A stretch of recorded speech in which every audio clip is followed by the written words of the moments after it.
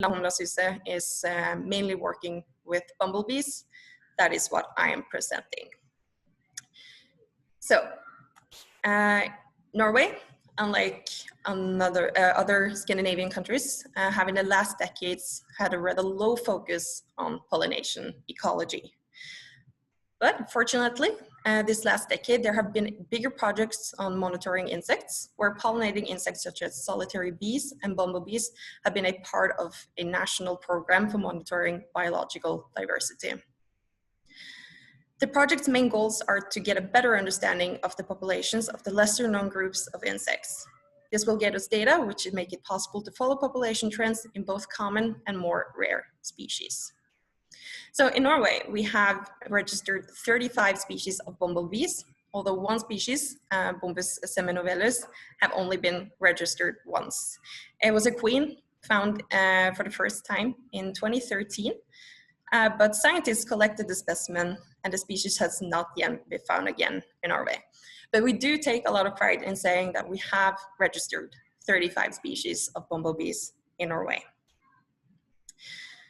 On the updated national red list in 2015, it however showed that there are 5 species of bumblebees which are categorized as near threatened, vulnerable, and endangered. But due to a general lack of data, it has been difficult to determine the status of bumblebee species in Norway. So as an example, the updated national red list from 2010 to 2015, it changed the status of 11 bumblebee and other bee species from near threatened to least concerned.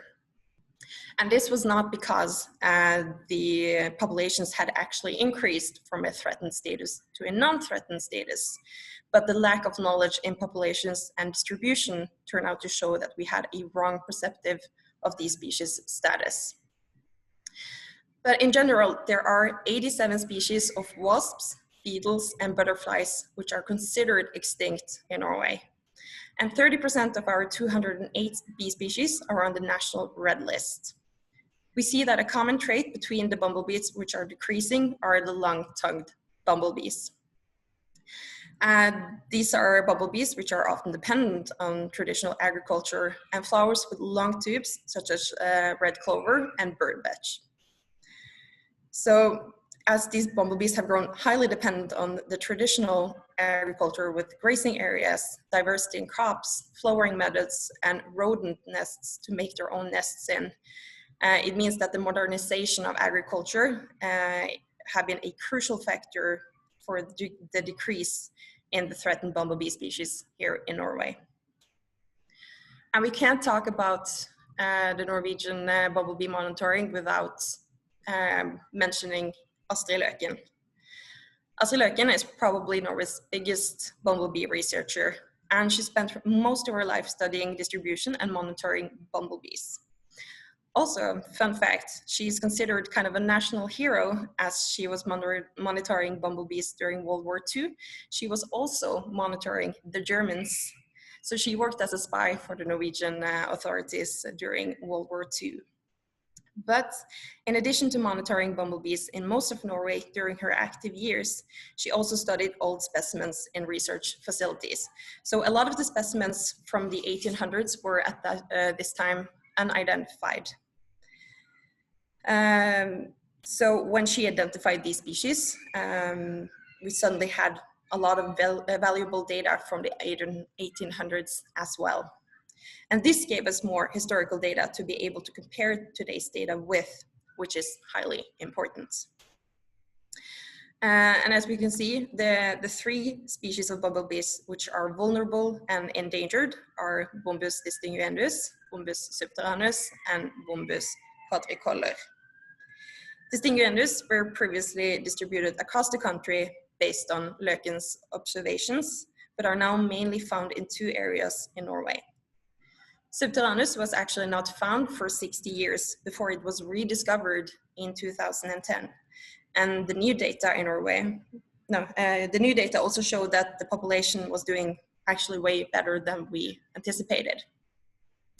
And quadricolor are only found in certain areas. We can see from the picture that it was more distributed in Norway before, but now it is just in these certain areas. But the populations are actually seemingly well populated in these few areas. They actually are. But Norway, of course, understands that we have to do something in order to kind of save and promote our pollinators. So in 2018, Norway presented a national pollinator strategy. And this strategy was a product of a large collaboration between many sectors, as listed in this slide. But the strategy, it specifies that the aim is to ensure the continued diversity of wild bees and other pollinating insects, that monitoring to find out more about trends in populations and habitats are necessary, and to know what actions are most effective. And also that anyone who wants to contribute have the opportunity to do so. The National Pollinator Strategy mentions a lot of sectors, specifically like the agriculture sector, the transport sector, the armed forces and energy, health and educational sector, environmental authorities, and private sector, to mention a few. So this National Pollinator Strategy is available for the public, so you can download it later and read a lot about it if you want to do that later. But with all these different sectors working to promote our pollinators, all of a sudden it made it possible for especially farmers, but also a lot of other people to apply for funds in order to do measures for pollinators. And we have in the recent years seen a lot more measures being done. Urban agriculture, for example, is becoming a very popular concept for entrepreneurs as well as private homeowners. So we see that a lot of entrepreneurs who are building new homes or just building new office space, they use a lot of urban agriculture to promote more green areas, which is very popular right now. The roadsides are also carefully mowed at specific times during the year. So they are not mowed when the flowers are in full bloom, but they are mowed after they have produced their seeds. So it has time to disperse the seeds so we get flowers for the next year as well. And providing pollinators with habitats where they can nest and feed is also quite popular, both in urban and agriculture landscape. So building insect hotels and bumblebee nest cages, as well as flowering meadows and flowering stripes. We see a lot more of that than we did 10 years ago. And this is also helping a lot to promote our pollinators. And of course, grazing and mowing with the side has also been a bigger focus than it has been the last decades. And Humla Suse, for example, we have a project which is mainly focusing on establishing flowering zones and stripes around the farmers' crop fields and other areas on their farm. And this has been a huge success for us. And one of the farmers, Jostein Svalheim, will talk a little bit more about this on his farm later today. In 2016, many environmental organizations and research institutes came together to make a flower menu. And this is an online information site where you can find different flowering plants which contain a lot of pollen and nectar, because a lot of the typical garden flowers, which we find pretty, are not containing a lot of nectar and pollen, and they're mostly ornamental. So the flowering plants are categorized into different groups based on what people usually are looking for, such as perennials, wildflowers, typical garden flowers, trees, and bushes. And another important thing about this plant list is that none of these plants are invasive plant species with a high potential of spreading. It has been important in Norway to fight alien invasive species, which is also specified in the national pollinator strategy, as this contributes to a decrease in biological diversity. And that is also why the concept of using local flower seeds have been so important, because the Norwegian Institute of Bioeconomics are collecting local flowering seeds which are sold in Norway.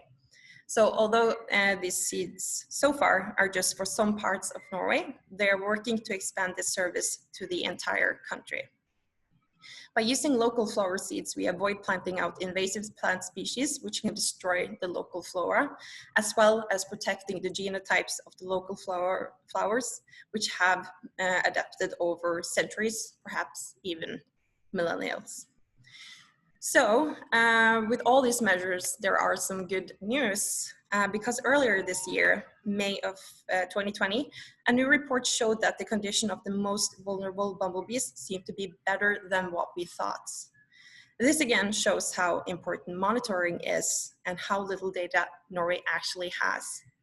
So one of the authors of the report actually said, Eirin said in a paper that the positive condition of bumblebees are probably caused by these measures with the roadsides and the industrial areas and rooftops which are filled with gravel and flowers, and that they are compensating for the old, diverse and species-rich cultural landscape, which are good habitats for these species.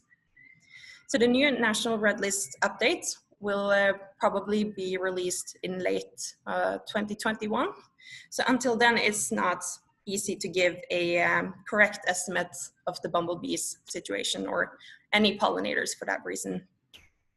But what we can say for absolute sure is that too many species are and will be on the red list.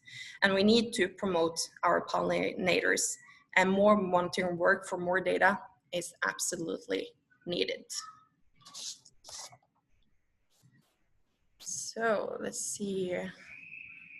There's a lot going on in